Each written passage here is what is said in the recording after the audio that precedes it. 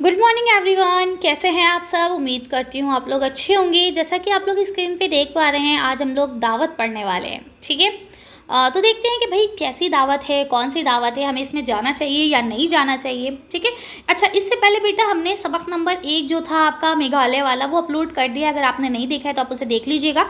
और जैसा कि मैंने आपसे पहले दिन ही कहा था कि इंशाल्लाह हम एग्ज़ाम तक सारे जो चैप्टर्स है वो कंप्लीट कर लेंगे। तो उसी सीरीज़ में आज हमारा दूसरा चैप्टर दावत है। लेकिन दावत को पढ़ने से पहले ये रशीद अहमद सिद्दीकी ने लिखा है, इनके बारे में जानेंगे। और इन सबसे पहले कि दावत एक इंशाइया है ना। तो इंशाइया किसे कहा जाता है, क्या होता है, हम इसे जानेंगे। ठीक है, वीडियो का पैटर्न हमेशा की तरह सेम ही रहने वाला है। तो चलिए शुरू करते हैं।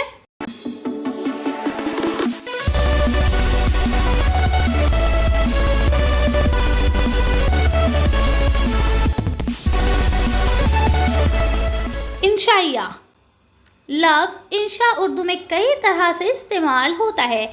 इंशाइया भी इसी लफ्ज़ से बना है। ठीक है, आगे लिखते हैं। इब्तिदा में मजमून निगारी और इंशाया निगारी में ज़्यादा फ़र्क नहीं था, मगर रफ्ता रफ्ता इनमें फ़र्क पैदा हो गया, यहाँ तक कि इंशाइया एक अलहदा सिन्फ करार पाई। ठीक है, यानी कहते हैं कि पहले मजमून और इंशाइया एक ही चीज़ को समझा जाता था, दोनों में ज़्यादा फ़र्क नहीं था। लेकिन अब धीरे धीरे जैसे हमने तरक्की करी, हमने उस चीज़ को एनालाइज करा, तो हमें पता ये चला कि मजमून और इंशाइया में थोड़ा सा फ़र्क है। ठीक है, लिखते हैं।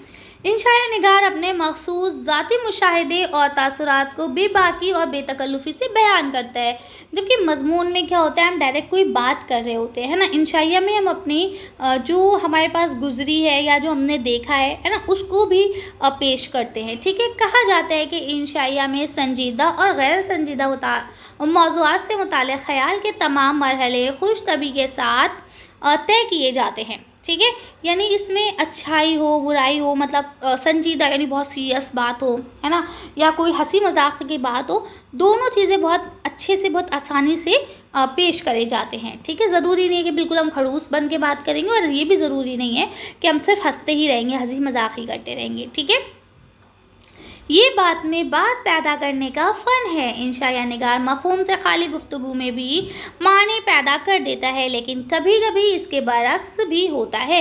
यानी कई बार इंशाया का जो हम कहते हैं कमाल है, वो कमाल ही यही है कि इसमें जो बिल्कुल एक बेकार सी भी बात है ना, उसमें भी हम मज़ा पैदा कर देते हैं। ठीक है, और कई बार इसके बरक्स हो जाता है। बरक्स मतलब उल्टा भी हो जाता है ना, कि बाद वाली चीज़ में भी हम मज़ा पैदा नहीं कर पाते हैं। इख्तिसार इसकी पहचान है। इख्तिसार मतलब क्या होता है, छोटा होना, है ना। तो इख्तिसार इसकी पहचान है, यानी ये छोटा होता है, बहुत बड़ा नहीं होता। इसमें मज़ा या टटोल की जगह हल्की फुल्की जेर लब हंसी पिना होती है। यानी इसमें हम बहुत ज़्यादा हंसी मजाक नहीं करते, बस हम इसमें इतनी ही मजाक कर सकते हैं, या इतना ही हम थोड़ा सा मतलब ठटोलबाजी करते हैं कि आप हल्का सा मुस्कुराएं, है ना। बहुत ठट्टे मार के हंसेंगे नहीं आप। इसके जो हम कह सकते हैं फ़िक्रे होते हैं, यानी जो सेंटेंसेस होते हैं, वो इस तरह के होते हैं कि बस आप पढ़ेंगे तो आपको मुस्कुराहट आएगी, है ना। आप बहुत खिलखिला के नहीं हंसेंगे। राइट, आगे लिखते हैं। ख्याल आफरीनी इसकी एक अहम खूबी है, यानी इंसान कितना ज़्यादा सोच सकता है ना, ये भी इसके लिए इम्पॉर्टेंट है। लिखते हैं। उर्दू में इंशाया की इब्तिदा सर सैयद अहमद ख़ान के रिसाले तहज़ीबुल अखलाक से होती है, क्योंकि सबसे पहले सर सैयद ने तहज़ीबुल अखलाक में ही इंशाया लिखने शुरू किए थे। ठीक है, उसके बाद मौलवी नज़ीर अहमद और ज़काउल्लाह ने किया, और उसके बाद अवध पंच और मगज़द ने इसे फ़रोग़ दिया। अवध पंच, मगज़द, तहज़ीबुल अखलाक, ये सब आपके क्या है, रिसाले हैं। ठीक है, मीर नासिर अली, सज्जाद हैदर यलदरम, सुल्तान हैदर जोश, सज्जाद अंसारी। ठीक है, इसके बाद लिखा है नियाज़ फ़तेहपुरी, मेहदी अफ़ादी, फ़रतुल्लाह बेग, काजी अब्दुल गफ़्फ़ार, पितरस बुखारी, सैयद महफूज़ अली बदायूनी, ख्वाजा हसन निज़ामी, रशीद अहमद सिद्दीकी और मुश्ताक अहमद यूसुफ़ी ने इस सिन्फ को मकबूल बनाने में अहम किरदार अदा किया है। यानी जो हमने इतने सारे नाम पढ़े हैं, ये सब इंशाया निगारों के ही नाम हैं। यानी इन्होंने कभी ना कभी कोई ना कोई इंशाया ज़रूर लिखा है ना, और ऐसा इंशाया जो बहुत फेमस रहा। ठीक है, इसलिए इनका नाम लिया जाता है। आज जो हमारा चैप्टर है जिसका नाम है दावत, वो एक इंशाया है, और वो किसने लिखा है? रशीद अहमद सिद्दीकी साहब ने लिखा है। तो हमें थोड़ा सा रशीद अहमद सिद्दीकी के बारे में भी जानना ज़रूरी है, क्योंकि इन सब चीज़ों पे आपके शॉर्ट नोट बन जाते हैं। तो आप अच्छे से प्रिपेयर रहिएगा। जैसा कि आप थंबनेल में भी देख पा रहे हैं, क्या हमने कहा है कि भाई हम एक वीडियो में पूरे चैप्टर को कंप्लीट करेंगे, है ना। हम सारी चीज़ें पढ़ेंगे, क्वेश्चन आंसर्स भी पढ़ेंगे, चैप्टर को भी पढ़ेंगे और उसको लिखने वाले भी पढ़ेंगे, सबको पढ़ेंगे, ठीक है। तो अगर हम बात करें रशीद अहमद सिद्दीकी की, तो ये देखिए कब पैदा हुए हैं? 1896 में पैदा हुए हैं और 1977 में इनकी वफ़ात हो गई। लिखते हैं रशीद अहमद सिद्दीकी उर्दू के मुमताज़ मज़ानिगार हैं, यानी बहुत अहम, है ना, फेमस। उनकी पैदाइश मशरक़ी उत्तर प्रदेश के शहर जौनपुर में हुई थी, ठीक है। कहाँ पैदा हुए थे वो? उत्तर प्रदेश में एक जगह है जिसका नाम है जौनपुर, तो वो वहाँ पैदा हुए थे, ठीक है। जिसे क्या कहा जाता है? लिखते हैं जिसे शेराज़ हिंद भी कहा जाता है, ठीक है। उन्होंने अपनी ज़िंदगी अलीगढ़ में गुजारी, ठीक है। वहाँ वो शोबा उर्दू के सदर रहे। सदर मतलब क्या होता है? Head of the department, right. लिखते हैं अपने ज़माने के सबसे नामवर इंशा पर्दाजों में उनका शुमार किया जाता है, यानी उनके टाइम में जितने भी इंशा पर्दाज थे, इंशाइया निगार थे, उसमें उनका नाम भी मतलब शामिल होता है, सहरे फहरिस्त आता है, यानी सबसे टॉप पे आता है, लाइक, ठीक है। लिखते हैं उनके मज़ा में तफक्कुर यानी फ़िक्र, है ना, शाइस्तगी और खुश तबी के उनसुर नुमाया है, यानी कि वो अच्छा भी लिखते हैं, फ़िक्र भी करते हैं, सारी बातें वो करते हैं, ठीक है। अब अगर हम बात करें रशीद साहब के खुतबात, मज़ामीन, खाकों की कई किताबें मंजर आम पर आ चुकी हैं, यानी उन्होंने खाके, खुतबे और मज़ामीन लिखे जो कि मंजर आम पर आ गए, यानी कि शाया भी हो चुके हैं, जिनमें चंद ये अहम है। कुछ किताबों के नाम आपको लिखे हैं, जैसे यहाँ लिखा हुआ है तंज़ियात और मज़हक़ात, इसके बाद आशिफ़्ता बयानी मेरी, ये तो उनकी आप बीती है ना, आशिफ़्ता बयानी मेरी, गंज हाय गरीमा, उसके बाद मज़ामीन रशीद और उसके बाद ख़ानदान, ये जो है उनकी किताबों के नाम हैं। आगे लिखते हैं रशीद साहब की तहरीरों का एक ख़ास तहज़ीबी पस मंज़र होता है, यानी उनमें क्या है? एक ख़ास तहज़ीबी पस मंज़र भी मिलता है, ठीक है, जिसमें वो क्या करते हैं? मुसलमान मुतवस्सित तबक़े की माशरती ज़िंदगी के बहुत जो दिल आवेज़ मौक़े हैं, यानी जो मौक़े हैं जिसमें मुतवस्सित तबक़े यानी मिडिल क्लास लोग जो है कैसे काम करते हैं, किस तरह से पेश किए जाते हैं, उसको वो दिखाते हैं, ठीक है। अब हमारा जो टॉपिक है जो हमें पढ़ना है उसका क्या नाम है? दावत, ठीक है। तो हम शुरू करते हैं दावत को। तो इसमें देखिए लिखा हुआ है कि मुश्किल अल्फाज पहले पढ़ लेते हैं, है ना। मसल मतलब होता है कहावत, ठीक है। रुक़ाए दावत यानी दावतनामा जिसमें हम दावत भेजें, ठीक है। देखिए आगे क्या लिखा हुआ है? मातब्त यानी इक़्तिदार रखने वाला या मानने वाला। मधु मतलब होता है जिसे दावत दी गई हो, ठीक है। नशीब व फराज यानी उतार और चढ़ाव, ठीक है। यहाँ लिखा है बिश्ती किसे कहते हैं? पानी पिलाने वाला, ठीक है। इसके बाद लिखा हुआ है शिकस्ता मतलब टूटा फूटा, न्याज़मंद यानी इरादतन, ठीक है। अगला देखिए क्या लिखा हुआ है यहाँ पे? दो जानों बैठना यानी दोनों घुटनों के बल बैठ जाना, ठीक है। इसके बाद लिखा है हिलाल करना मतलब होता है तिनके से दांत में फंसी हुई चीज़ों को साफ करना, ठीक है, जो हम लोग करते हैं ना टूथपिक से, उसको कहा जाता है, ठीक है। यहाँ देखिए क्या लिखा है आगे? मुराकबा यानी कि ध्यान। इसके बाद लिखा है यकलक यानी एकदम से, अचानक से, यकलक, ठीक है। यकायक यहाँ देखिए तिल्स में होशरुबा उर्दू की एक सबसे मशहूर दास्तान है। इसके बाद लिखा है पुरशिकवा यानी शानदार। इसके बाद देखिए यहाँ लिखा हुआ है ताज़ीम यानी इज़्ज़त। इसके बाद लिखा हुआ है शिफा खाना यानी अस्पताल, ठीक है। यहाँ पे लिखा हुआ है ये जराही, ठीक है, ऑपरेशन करना, ठीक है। यहाँ पे लिखा हुआ है गांग मतलब होता है खाने से पहले बड़ा इतलाई बजाने का घंटा जो होता है कि भैया जो खाना खा लूँ, ठीक है। यहाँ पे लिखा हुआ है लिबास फ़ाखरा यानी ख़ास मौक़ों पर पहनने जाने वाले कीमती कपड़े, ठीक है। इसके बाद यहाँ लिखा हुआ है मलबूसात उरूसी यानी दुल्हन के लिबास, यानी जो कपड़े दुल्हन पहनती है, ठीक है। इसके बाद देखिए यहाँ पे कुछ और लफ्ज़ मायने भी आपको लिखा है। कौरमा मतलब होता है भुने हुए गोश्त का सालन। मादूम होना यानी ख़त्म हो जाना या गायब हो जाना, ठीक है। मुलाहिज़ा करना यानी गौर करना, ध्यान देना, ठीक है। मुँह में जूतियाँ चटकाना यानी मुँह में चढ़ कर आवाज़ निकालना, ठीक है, अजीब चिड़ा के आवाज़ निकालते हैं ना उसको, ठीक है। यहाँ देखिए लिखा हुआ है तपाक से यानी मोहब्बत से। यहाँ लिखा हुआ है पज़ ईरानी करना यानी इस्तकबाल करना। इसके बाद देखिए यहाँ लिखा हुआ है आपका घूंघलूना, ठीक है, जिस मतलब किसी चीज़ में क्या करना? हाथ डालकर हिला देना, एक तरह से घोलना, लाइक, ठीक है। अब यहाँ देखिए लिखा हुआ है आक़िबत ख़राब होना यानी कि बुरा अंजाम होना। जब हम कोई गलत काम करते हैं ना, कहते हैं इनकी तो आक़िबत ही ख़राब है, ठीक है। मुश्क मतलब क्या होता है, पानी भरने का एक चमड़े का थैला होता है, पहले लोटा या बॉटल नहीं होती थी तो मुश्क में ही पानी भरा जाता था जिसमें पानी ठंडा रहता था। ठीक है। तामचीनी जो है चीनी के बर्तन होते हैं, है ना, उन्हें तामचीनी के बर्तन कहा जाता है। ठीक है, आगे आ जाइए। अब देखिए यहाँ पे हम पढ़ेंगे सबक का खुलासा। अच्छा बेटा, कुछ बच्चे कमेंट करते हैं मैम स्पीड में पढ़िए क्योंकि हमारे पास टाइम नहीं है। कुछ बच्चे कमेंट करते हैं मैम स्लो पढ़िए, इतनी स्पीड में कौन पढ़ेगा। तो देखिए मैं अपनी कांस्टेंट स्पीड में पढ़ रही हूँ, ना तेज़ ना स्लो। ठीक है। अब अगर किसी को मेरी स्पीड तेज़ लग रही है तो वो सेटिंग में जाके जो आपकी स्पीड होती है उसे कम कर ले। ठीक है। और अगर किसी को लगता है कि मैम बहुत स्लो पढ़ लेंगे तो आप सेटिंग में जाके स्पीड को 2x तक ले जाएं और देख लें। ओके। वैसे मुझे नहीं लगता कि बहुत लंबा चैप्टर होता है, बहुत शॉर्ट में मैं आपको समझा देती हूँ। लेकिन देखिए अगर मैं समझाऊंगी नहीं तो आप लोग नहीं लिख पाएंगे। बोर्ड में ये होता है कि भाई आपके इंटेक्स्ट क्वेश्चन भी बन जाते हैं चैप्टर के अंदर से। ठीक है। तो अगर आपको चैप्टर ही नहीं पता होगा तो आप अंदर के क्वेश्चन कैसे सॉल्व कर पाएंगे, राइट। चलिए पढ़ लेते हैं खुलासा। तो देखिए लिखते हैं, मुसन्निफ के ख्याल में जिस तरह भूख का कोई वक्त मुकर्रर नहीं, इसी तरह दावत का भी कोई वक्त मुकर्रर नहीं है। यानी जिस तरह भूख किसी भी वक्त लग सकती है इंसान को, उसी तरह से दावत भी किसी वक्त आ सकती है।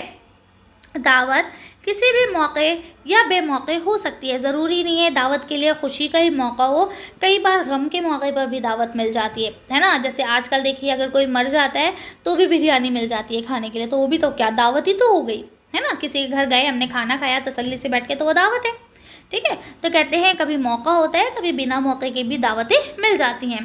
दावत ना कोई मौका देखती है, ना त्यौहार, और ना ही कोई तकरीब। यानी ये नहीं देखती कि कोई फंक्शन है, कोई मौका है, कोई त्यौहार है, कोई फेस्टिवल है, ऐसा कुछ नहीं देखती। कोई मेहमान आया हो या कोई जहाने फ़ानी से कूच कर गया हो। जहाने फ़ानी से कूच करने का मतलब क्या होता है, मर जाना, है ना। कोई मर गया हो, हर हाल में क्या है, दावत मौजूद है। अगर किसी दावत में ना जा पाए तो लोग क्या कहेंगे, मगरूर कहेंगे, कह रहे जाओ वो तो बहुत घमंडी है, बहुत मगरूर है, तभी ना दावत कबूल नहीं करता। ठीक है। लिखते हैं और क्या कहेंगे, और ये भी कहेंगे कि ये बेतवज्जगी की शिकायत करेंगे कि तवज्जो ही नहीं देते, ये अपने में ही मगरूर रहते हैं। आगे लिखते हैं, अगर दावत में चले जाएं तो मैदा और आखिरत दोनों ख़राब हो जाती है। मैदा किसे कहते हैं, आपके पेट के अंदर एक जगह होती है मैदा, ठीक है, वो ख़राब हो जाएगा खाना, क्योंकि दावत में आपको मतलब हम कहते हैं नॉर्मल या सादा खाना तो मिलता नहीं है, बहुत ज़्यादा स्पाइसी होता है खाना, तो इससे क्या आपका पेट ख़राब हो जाएगा और आखिरत भी ख़राब हो जाएगी, है ना, क्योंकि जाएंगे 4 लोगों से मिलेंगे, गीबतें भी करेंगे, तो मतलब बहुत अंजाम बेकार निकलने वाले होते हैं। ठीक है। लिखते हैं, मुसन्निफ ने हर किस्म की और हर मौके पर दावत खाई है। यानी मुसन्निफ जो है जिसने ये लिखा है, यानी रशीद अहमद सिद्दीकी ने, तो वो मतलब कहने का ये है कि उन्होंने जीने की दावत भी खाई है तो मरने की भी दावत खाई है, उन्होंने खुशी की दावत भी खाई है तो उन्होंने गम की दावत भी खाई है, यानी हर तरह की उन्होंने दावतें खाई हैं। और अब वो उन दावतों से छुटकारा पाने की कोशिश करता है और वो चाहता है कि दोस्तों से बचा जाए तो ख़ुद ब खुद दावत से निजात मिल जाएगी। मुसन्निफ को अपनी पहली दावत खूब अच्छी तरह याद है। ठीक है। तो मुसन्निफ क्या कहता है, मुसन्निफ कहता है ये दावतें जो है ये सिर्फ दोस्तों की वजह से है। अगर मैं अपने दोस्तों से ही छुटकारा पा लूँ, यानी उनसे मिलना बंद कर दूँ, उनसे लड़ाई झगड़ा कर लूँ, तो दावतें अपने आप बंद हो जाएंगी। ठीक है। और उसके बाद फिर वो क्या कहता है, वो ये कहता है कि मैंने अपनी ज़िंदगी में जो सबसे पहले दावत खाई थी, है ना, वो कैसी थी, वो उसे आज भी याद है। ठीक है। तो अब देखते हैं कि उसने पहली अपनी ज़िंदगी में दावत कहाँ खाई, कैसे खाई। ठीक है। तो देखिए लिखते हैं, मुसन्निफ अपनी पहली दावत का जिक्र करते हुए कहता है कि मई के महीने के दोपहर में एक बुनकर के यहाँ दावत में जाने का इत्तेफाक हुआ। बुनकर कपड़े बुनने वाला। ठीक है। मई का महीना अब आप इमेजिन कर सकते हैं कि कितनी गर्मी होगी। ठीक है। बुनकर गाजी मियाँ के मुताबिक थे, यानी कि उनसे जानने वाले थे। आगे लिखते हैं, दावत में सारी बस्ती मौजूद थी, फ़र्श और दस्तरखान का कोई इंतज़ाम ना था। यानी जैसे अक्सर होता है, ख़ास करके अब हम देख सकते हैं आजकल शहरों वगैरह में भी कि कहीं पे भी खाना होता है, एक हम कह सकते हैं कि एक उन्होंने स्टॉल लगा दी, अब आप खाना लें, कोई ज़मीन पे बैठ के खा रहा है, कोई टेबल पे बैठ के खा रहा है, तो कोई खड़े होके खा रहा है ना, कोई मतलब एक इंतज़ाम नहीं बचा। उसी को वो बता रहे हैं कि वहाँ पे क्या है, सब लोग ज़मीन पे बैठ के खा रहे हैं। जहाँ जिसका मुँह उठा है वहीं बैठकर उसने क्या कर दिया, खाना शुरू कर दिया। कहीं पे जाके, जैसा भी मैंने आपको बताया, हाथ में गरम गरम रोटी देकर मिट्टी के एक बर्तन में सालन दे दिया। ठीक है। तामचीनी के गंदे से गिलासों में एक भिश्ती पानी पिलाया। ठीक है। अब क्या है कि उन्होंने क्या करा है कि रोटियां हाथ में दे दी। अब बताइए, रोटी हाथ में ली जाती है, तरीके से प्लेट में रख के खाया जाता है ना। और जो सालन दिया वो भी किस में दिया, मिट्टी के बर्तन। चलिए कोई बात नहीं, पहले ज़माने में तो मिट्टी के ही बर्तन चलते थे, ठीक है। लेकिन अब पानी पिलाने के लिए क्या करा, तामचीनी का एक गंदा सा गिलास लिया, है ना। देखिए यहाँ लिखा ना गंदा, इस पर फोकस किया उन्होंने, क्योंकि हम किसी मेहमान को दावत में जब बुलाते हैं तो हम उसे अच्छा अच्छा खाना और साफ़ सुथरे बर्तन में देते हैं, है ना, अच्छे से अच्छी क्रॉकरी यूज़ करते हैं। लेकिन यहाँ उन्होंने क्या करा है, गंदे बर्तन में दे दिया है, ठीक है। भिश्ती मैंने अभी आपको बताया कि पानी पिलाने वाले को भिश्ती कहते थे। सामने एक कुत्ता हड्डी के इंतज़ार में बैठा है और पास में एक बूढ़े आदमी अपने नाती पोतों के साथ बैठकर खाना खा रहे थे और दांतों में खिलाल करते जा रहे थे, ठीक है। यानी अब एक वहाँ बता रहा है कि भाई खाना चल रहा है, गोश्त है, कौरमा है, तो जाहिर सी बात है कुत्ता भी इंतज़ार में बैठा है कि शायद कोई हड्डी फेंके तो मैं भी खा लूँ, ठीक है। अब क्या हुआ, वहाँ पे एक बूढ़े आदमी है जो अपने नाती पोतों के साथ खाना खाने बैठे हुए और दांत भी साफ़ करते जा रहे हैं टूथपिक से। कहते हैं उनके पोते ने एक हड्डी कुत्ते के सामने फेंक दी। हड्डी फेंकते ही एक और कुत्ता कहीं से आ निकला, ठीक है। अब क्या हुआ, हड्डी फेंकी तो हड्डी फेंकते ही दूसरा कुत्ता आ गया। दोनों कुत्तों ने गुर्राना शुरू कर दिया, यानी एक दूसरे पर गुर्राना शुरू कर दिया और हड्डी पर छीना झपटी करते हुए सामने आ गए, ठीक है। अब क्या हो गया, अब वो कुत्ते दोनों लड़ लें कि हड्डी मैं खाऊंगा, हड्डी मैं खाऊंगा। ये देखकर नाती पोते खौफ खाकर सालन में आ गिरे। अब क्या हुआ, जब उन्होंने देखा कुत्ते लड़ रहे हैं, कहीं ऐसा ना हो कि कुत्ते हमें काट लें, नाती पोते छोटे बच्चे होंगे, वो क्या हो गए, वो भागे, जो भागे तो वो सालन में आके गिर गए। और जो बुढ़े बैठे हुए खिलाल कर रहे थे, वो खिलाल की जो तीली थी वो उनके गले में जाके फंस गई, ठीक है। इतनी सी देर में एक हंगामा बर्पा हो गया और हर तरफ ये शोर हो गया कि महतू दादा पर गाजी मियाँ आ गए हैं, ठीक है। आगे लिखते हैं, हंगामा खेज मंजर देखकर सब दावती जो मद्दू थे वो सब भी क्या हुए, भाग खड़े हुए, ठीक है। यानी अब क्या हुआ, एक हंगामा मच गया, उधम मच गया, है ना, सब लोग भाग गए। अब देखिए ये एक दावत का जिक्र है। अब दूसरी जगह की दावत का जिक्र करते हुए मुसन्निफ ने कहा कि जिस जगह से दावतनामा आया था वो बहुत इज़्ज़तदार और दौलतमंद थे। अब ये दूसरी जगह की दावत की बात हो रही है, ठीक है। मेज़बानी के फ़राइज़ घर की ख़वातीन अंजाम दे रही थी, यानी जो मेहमानों की मेहमान नवाजी कर रही थी, मेज़बानी कर रही थी, वो घर की औरतें थीं, ठीक है। ड्राइंग रूम में ऐसी खूबसूरत और नादिर चीज़ें थीं कि जिनका ज़िक्र दास्तान तिल्स्मे होशरुबा और तज़किरा मिलाद में पढ़ा था। यानी कि क्योंकि देखिए जो दास्तान वगैरह होती थी उनमें ना ऐसी चीज़ें भी पेश की जाती थी जो शायद हम अक़ली तौर पर नहीं मान सकते कि ऐसा भी कोई बर्तन होता होगा, है ना। तो ये कहने के इतने खूबसूरत वहाँ पे बर्तन थे जो बहुत ही ज़्यादा अच्छे थे, ठीक है। लिखते हैं मालिक मकान से ज़्यादा शान और शौकत वाले नौकर और नौकरानियाँ थी, यानी नौकर और नौकरानियाँ भी बहुत अच्छे से कपड़े पहने हुए, बिल्कुल वेल मेंटेन थे, बढ़िया से एकदम। लिखते हैं ये समझने में नहीं आ रहा था कि उनसे ताज़ीम की जाए या उनसे ताज़ीम कराई जाए, यानी उनसे अपनी खातिर करवाई जाए या उनकी खातिर हम करें नौकरों की, क्योंकि नौकर हमसे ज़्यादा अच्छे कपड़े पहने हुए थे, हमसे ज़्यादा अच्छे मालूम हो रहे थे। खाने का कमरा, क्या आप देखेंगे यहाँ पे इतनी बात समझ में आई। अभी हम लोग कहाँ बैठे थे, ड्राइंग रूम में बैठे थे, अब हम कहाँ जा रहे हैं, खाने के कमरे में।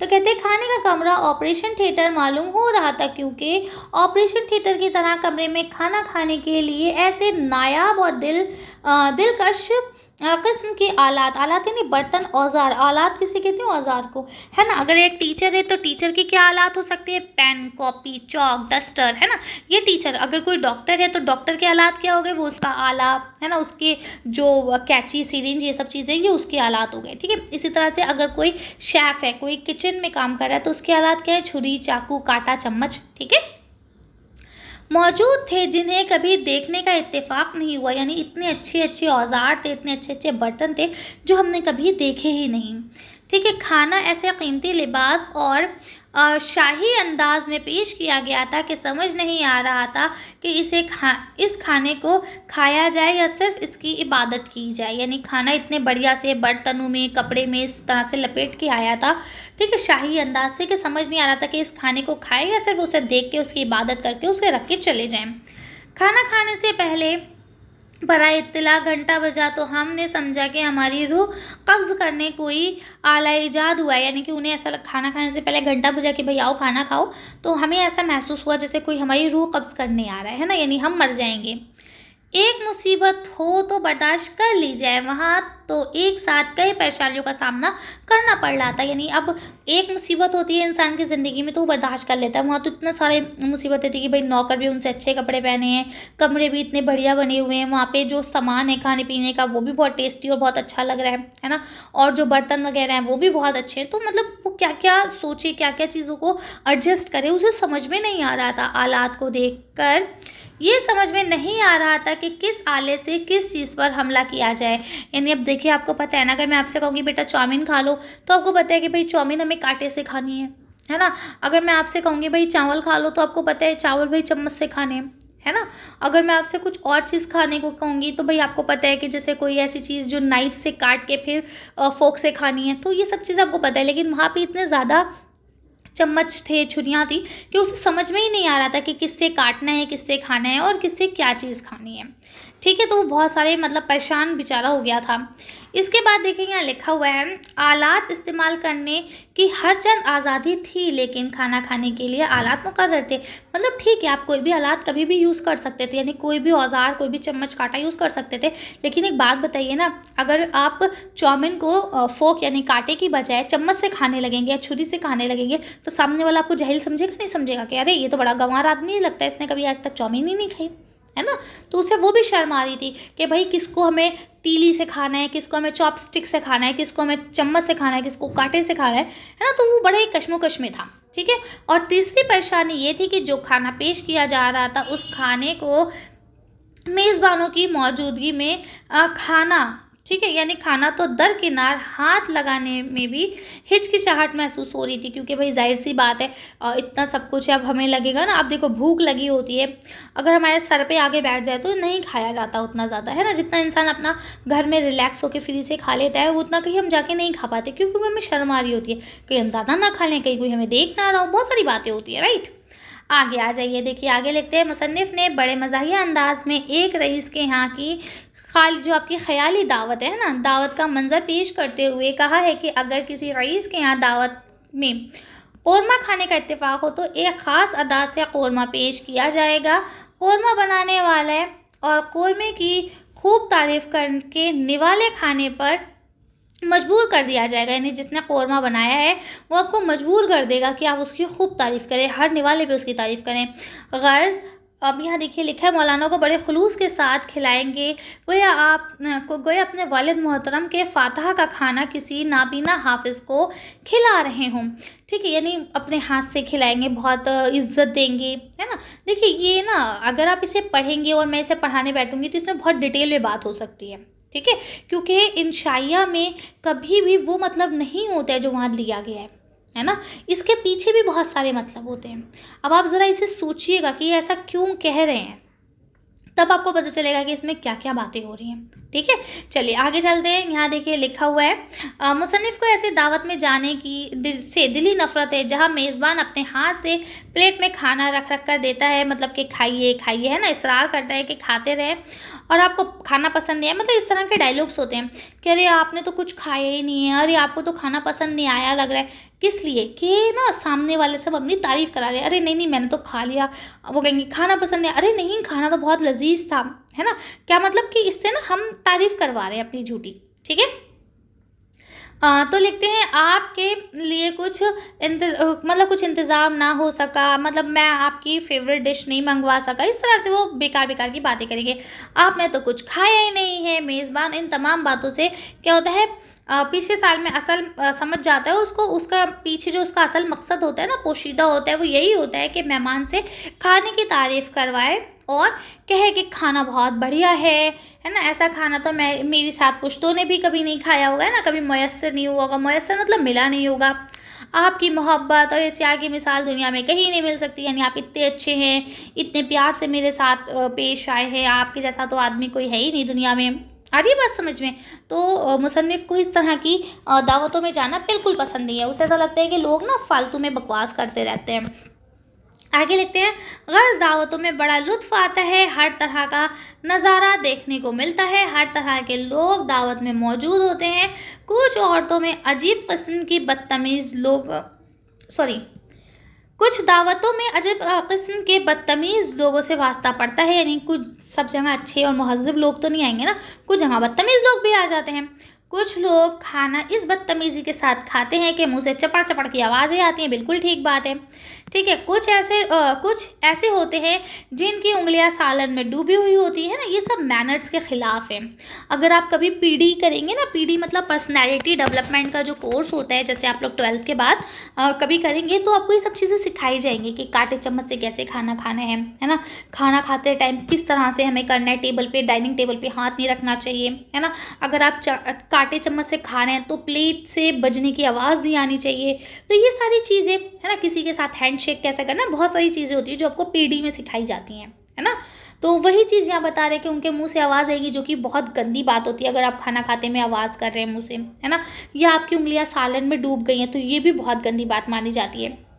मुंह में लुकमा इस अंदाज से रखते हैं जैसे सर्कस के घोड़े चाबुक लगा रहे हो, यानी कि उनके घोड़े को क्या कर रहे हैं, मार रहे हो। ठीक है, कुछ लोग प्लेट में खाना भी ज़रूरत निकाल लेते हैं, ये तो बिल्कुल सही बात है। ये तो मैंने भी आजकल शादी बारात के फंक्शंस में देखा है कि लोग क्या करते हैं, हवस में आ जाते हैं कि मतलब दो दो तीन तीन बोटी भी निकाल लेंगे प्लेट में, सालन भी बहुत ज़्यादा निकाल लेंगे, अगर पनीर है तो पनीर की भी सब्ज़ी काफ़ी सारी निकाल लेंगे, है ना, और मोमोज़ हैं या कुछ भी A to Z सब चीज़ें भर भर के निकाल लेंगे, सैलेड बहुत सारा ले लेंगे। भाई इंसान का पेट तो एक ही है भाई, क्यों ले रहे हो इतना। फिर खाया नहीं जाता है तो फिर उठा के उसे डस्टबिन में डाल देंगे, तो कितना खाना बर्बाद होता है। उन लोगों के बारे में सोचिए ना जो बेचारे भूखे हैं, जिनको खाना मिलता ही नहीं है ना। आजकल एक तो ड्रामे इतने ज़्यादा हो गए कि भाई स्टार्टर भी होना चाहिए, फिर खाना भी होना चाहिए, फिर स्वीट भी होना चाहिए, फिर डेजर्ट भी होना चाहिए, सारी चीज़ें, है ना। लोग खाते कम है, बर्बादी ज़्यादा करते। वही देखिए यहाँ लिखते हैं, भाई जितना आपको खाने में कहूँ सब चीज़ें चखो, तो थोड़ा थोड़ा निकालो अगर सब कुछ खाना है ना। तो वही कह रहे हैं कि बेज़रूरी खाना निकाल लेते हैं, थोड़ा सा हिस्सा खाते हैं और बाकी हिस्सा प्लेट में ही छोड़कर चले जाते हैं, ज़ाया कर देते हैं, उसको बर्बाद कर देते हैं। ठीक है, अच्छा अब आगे बताते हैं। कुछ लोग ऐसे होते हैं जो डोंगे में बोटियों और चम्मच से निकालने की बजाय क्या करते हैं, उंगलियों से टटोल कर निकालना शुरू कर देते हैं। ठीक है, डोंगा किसे कहते हैं, डिश को। ठीक, डिश से अब क्या करेंगे, जो बोटियां हैं वो चमचे से नहीं निकालेंगे, बल्कि क्या करेंगे, अपनी उंगली से फटाक से, यार वाह ये तो बोटी बड़ी बढ़िया लगी, यही मैं खा लेता हूँ। ठीक है, तो ऐसा करना शुरू कर देते हैं। और कभी ऐसा होता है कि प्लेट में निकली हुई बोटी जो उन्हें लगता है नहीं ये तो अच्छी नहीं है, डिश में बहुत अच्छी बोटी है, तो क्या करते हैं, अपनी प्लेट से निकली हुई बोटी को वापस डोंगे में डाल देते हैं, है ना, और दूसरी बोटी निकाल लेते हैं। तो ये क्या, ये सब बैड मैनर्स हैं, राइट। लिखते हैं सालन में सनी हुई उंगलियां रोटी में पोंछ देते हैं। तो ये सब क्या, भाई पहली बात तो ये कि उंगलियां सननी ही नहीं चाहिए, और अगर आपकी उंगलियां सन भी रही हैं तो आपको टिश्यू से पोंछना है, ना कि रोटी से।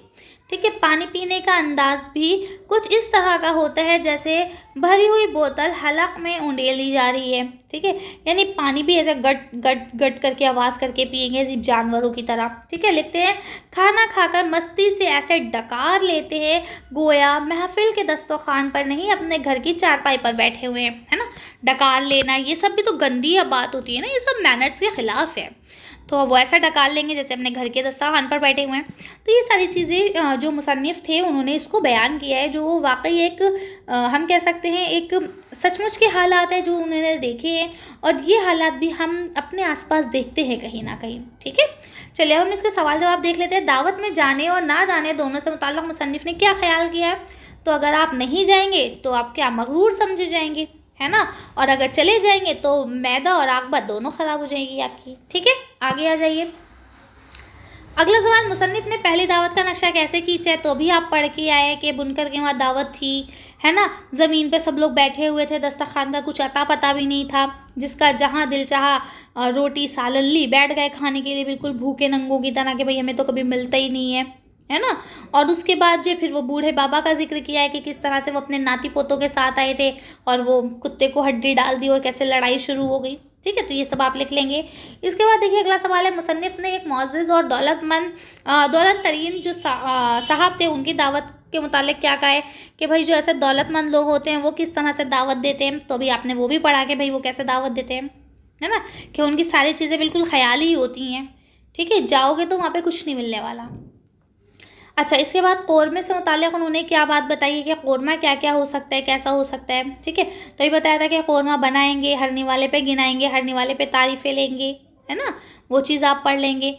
इसके बाद देखिए यहाँ पे आपका आखिरी क्वेश्चन जो दिया है, मुसन्निफ़ ने दावत में बदतमीज़ी के साथ खाना खाने की क्या तस्वीर कशिफ की है।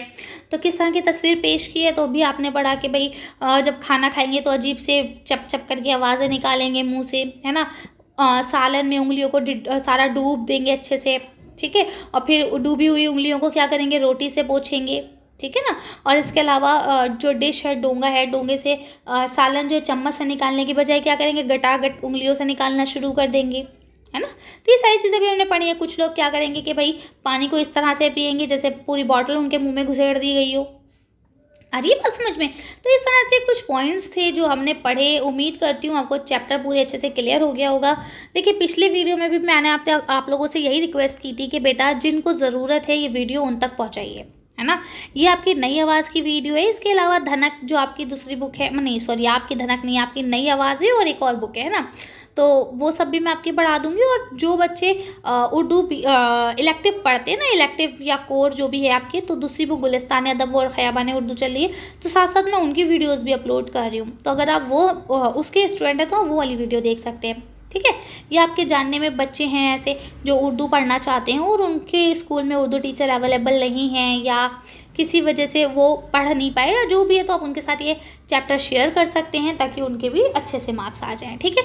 चलिए, तो उम्मीद करती हूँ ऐसा चीज़ें आपको क्लियर हो गई होंगी। कोई डाउट हो, कोई कन्फ्यूजन हो तो आप लोग मुझे कमेंट कर सकते हैं। मिलते हैं नेक्स्ट वीडियो में। Thank you for watching.